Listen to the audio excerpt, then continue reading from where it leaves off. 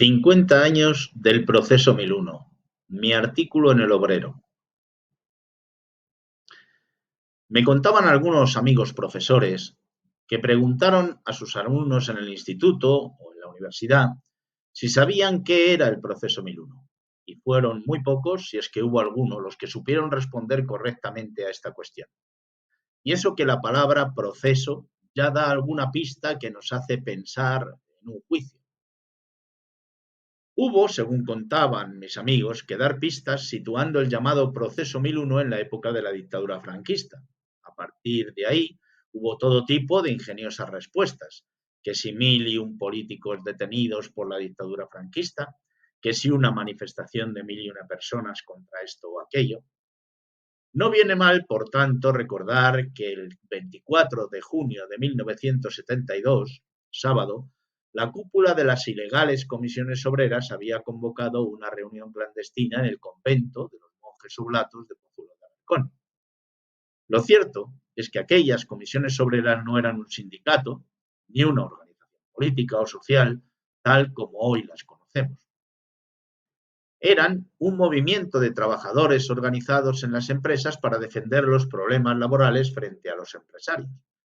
Se organizaron en las minas, los polígonos industriales, los tajos de la construcción, en los sectores de la producción y los servicios, de manera informada al principio, pero muy eficiente a la hora de defender los intereses de los trabajadores y trabajadoras. Comenzaron siendo comisiones temporales, esporádicas, que se formaban para negociar con los empresarios y que existían mientras duraba un conflicto, una huelga, una negociación, y luego se disolvían, no sin despidos frecuentes y represión segura contra los integrantes de la comisión obrera. Poco a poco se fueron convirtiendo en organizaciones más estables, que creaban coordinadoras por barrios, polígonos, sectores, y que se presentaban a las elecciones sindicales de principios de los años 60 en las empresas, y las ganaban en muchas ocasiones. Pronto el franquismo comenzó a prestar atención a ese fenómeno que surgía en las empresas y era bien acogido por los trabajadores. Además, había allí comunistas, sí, pero también cristianos, socialistas, anarquistas y hasta algunos falangistas. Hasta el ministro responsable de los sindicatos franquistas conocidos como sindicatos verticales intentó reunirse y acordar con ellos algunas medidas que en pleno desarrollismo intentaban abrir la puerta a la participación de los trabajadores en las empresas. Querían un maquillaje del régimen que las comisiones obreras no estaban dispuestas a regalar a cambio de unas migajas de poder o de privilegios. Así las cosas, en 1967 las comisiones obreras llegaron a reunir una primera Asamblea Nacional que aprobó un proyecto de ley sindical y eligió un órgano de coordinación. Aquella asamblea culminó apostando por la libertad sindical, la unidad de los sindicatos y la defensa de la. El resultado de esta asamblea y el impulso de huelgas y manifestaciones tuvo la respuesta inmediata de la ilegalización de las comisiones obreras y el aumento de la represión contra quienes se organizaban en ellas. Pero a estas alturas se habían extendido y hasta servían de ejemplo para crear comisiones vecinales, comisiones de estudiantes.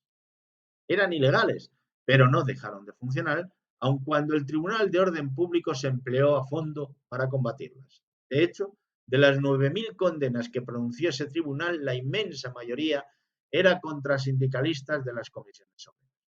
El franquismo sabía que el sistema sería carcomido por la acción de los trabajadores exigiendo derechos laborales, libertad sindical, democracia. Por eso, la detención de la coordinadora de las comisiones obreras a nivel nacional era un éxito incuestionable.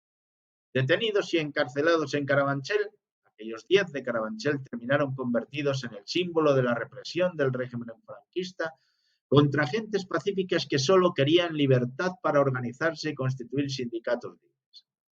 Aquel procedimiento judicial abierto recibió el nombre de número 1001.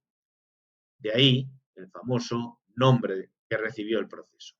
Las manifestaciones y movilizaciones nacionales e internacionales hacían presentir que el juicio del proceso 1001, que se inició año y medio después, el 20 de diciembre del 73, supondría una de cal y otra de arena. Precisamente ese día ETA dio rienda suelta para culminar la Operación Ogro y cometió el atentado que acabó con la vida del almirante Carrero Blanco, mano derecha y heredero de Franco. Las consecuencias fueron terribles y tras una suspensión inicial del juicio, el tribunal condenó a los 10 sindicalistas a penas de entre 12 y 20 años que sumaban un total de 162 años de cárcel. Marcelino Camacho, Eduardo Saborido, Francisco Acosta, Nicolás Sartorius, Fernando Soto, Luis Fernández Costilla, Juan Muñiz Zapico, Francisco García Salve, Pedro Santiesteban y Miguel Ángel Zamora. 10 nombres que han quedado en la historia.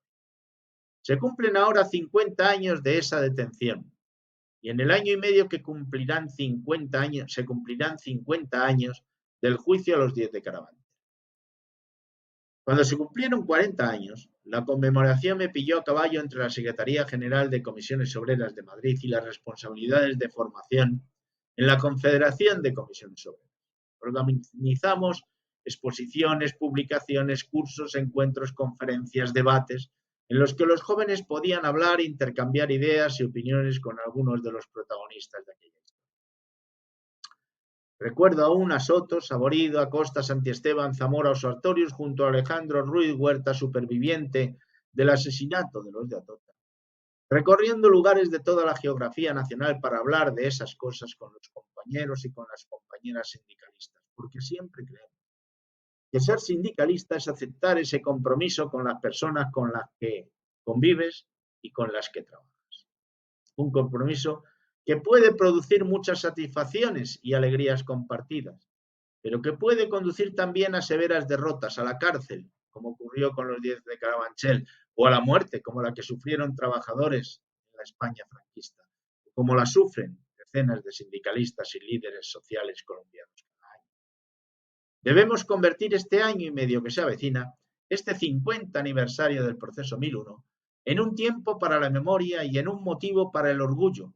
Orgullo por pertenecer a la misma casta y a la misma estirpe de aquellos 10 sindicalistas que fueron juzgados por defender derechos y luchar por la libertad.